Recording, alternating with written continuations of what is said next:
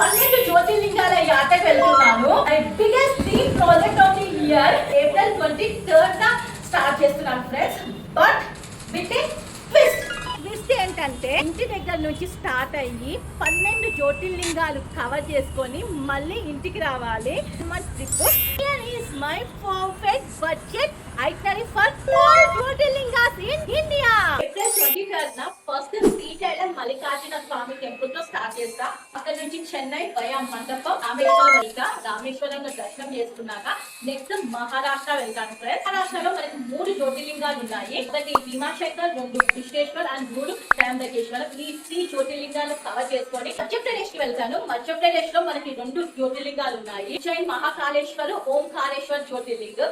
అది కూడా కంప్లీట్ చేసుకొని నెక్స్ట్ గుజరాత్ వస్తాను. వయా ద్వారక, నాగేంద్ర జ్యోతిర్లింగం, సోమనాథ్ జ్యోతిర్లింగం ఉంది. 2 జ్యోతిర్లింగాలు దర్శనం చేసుకున్న తర్వాత గుజరాత్ నుంచి డైరెక్ట్ యూపీ వెళ్ళిపోతాను.